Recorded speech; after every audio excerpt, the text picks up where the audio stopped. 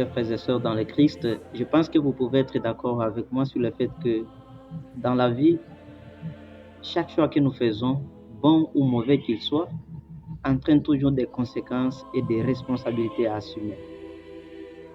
Et justement, la parole de Dieu de ce 13e dimanche des temps ordinaires, année liturgique A, nous met devant un tas de scènes qui nous rappellent les conséquences et les responsabilités du choix que nous avons fait de devenir chrétiens.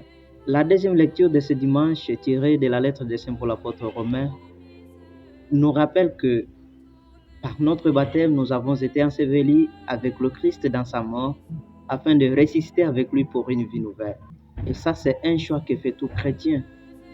Et en choisissant cette vie nouvelle ancrée dans le Christ Jésus, nous avons aussi accepté d'embrasser une vie qui a aussi ses exigences, une vie qui a aussi ses conditions, une vie qui a aussi ses responsabilités à assumer.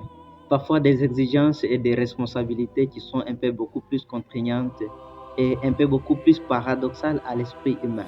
C'est le cas de l'évangile de ce dimanche où le Christ nous rappelle et nous invite à faire de lui notre priorité, à faire de lui notre préférence. Il dit, celui qui aime son père ou sa mère plus que moi n'est pas digne de moi.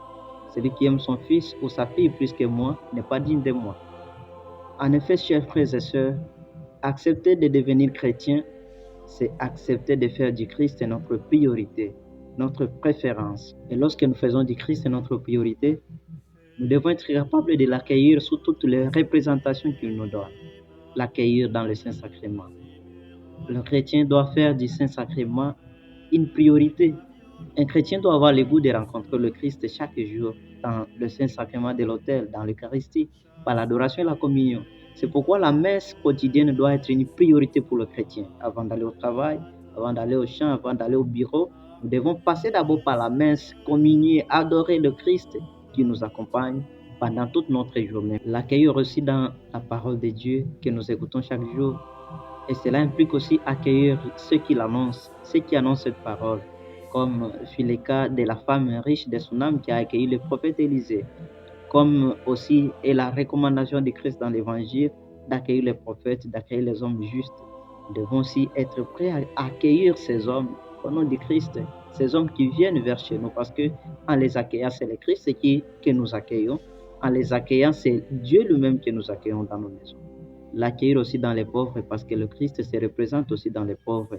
En accueillant les pauvres, les plus démunis, les nécessités, c'est le Christ qui nous accueille. Eh bien, chers frères et sœurs, nous devons nous demander aujourd'hui quelle est notre priorité, quelle est notre préférence dans la vie. Est-ce la famille qui nous empêche de penser aux autres, qui nous rend tellement gourmands et nous concentrer sur nous-mêmes, déployer toutes nos énergies seulement sur notre famille? Est-ce le travail qui nous empêche même d'aller à la messe, à la prière, aux activités de l'église?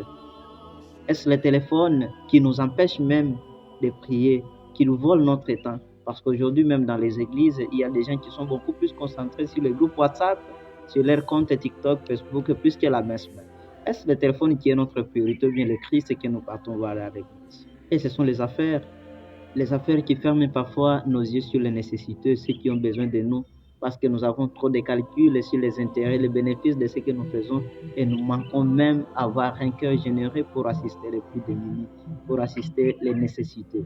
Est-ce l'incrédulité qui repousse les hommes de Dieu, les envoyés de Dieu, ceux qui annoncent la parole chaque jour? Demandons la grâce en ce 13e dimanche des temps ordinaires, chers frères et sœurs, de faire du Christ notre priorité, pour qu'il soit notre seule préférence dans la vie, qu'il soit le guide de notre vie, qu'il soit le maître qui nous conduit. Amen.